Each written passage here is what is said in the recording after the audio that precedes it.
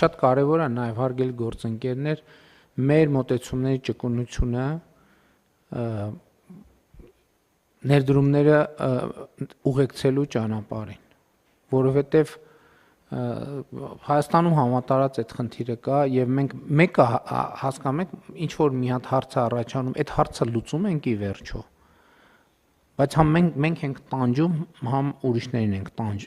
մենք ենք տանջվում, համ ուրիշներին ենք տանջվում։ Մեր կարգավորումները, ընդ որում ես ինչքան մտածում եմ, պարոն Խաչատրյան, դրա լուծումը իրոք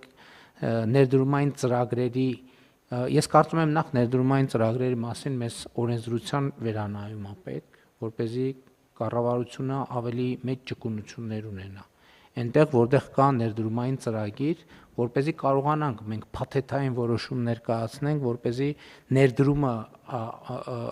ներդրողը սենց անընդհատ տարբեր գերատեսչություններով չպտտվի։ Բայց դրա համար պետք է ներդրումային կուլտուրան էլ փոխվի,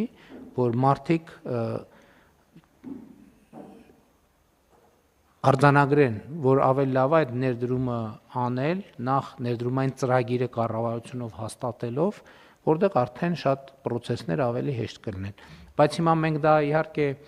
անում ենք մեխանիկական եղանակով որոշ դեպքերում, բայց եթե մենք ներդրումային ծրագրերի մասին օրենսդրություն ընդունենք, որտեղ այդ բոլոր կարգավորումները անենք, ավելի էֆեկտիվ կլինի, եւ ես քանի որ Եղեգիսի կիրճի մասին խոսեցինք, ուզում եմ հիշեցնել նաև, որ այնտեղ մի ըստ էության նորահայտ հուշարձան մենք ունենք Հորս գյուղում Չեսար Օրբելյանի ապարանքը եւ գիծ եկեղեցին էլի բացառիկ հուշարձան է, նրանք ովքեր չեն եղել, չեն տեսել, խորհուրդ եմ տալիս անպայման գնան եւ տեսնեն, եւ իհարկե Եղեգիսի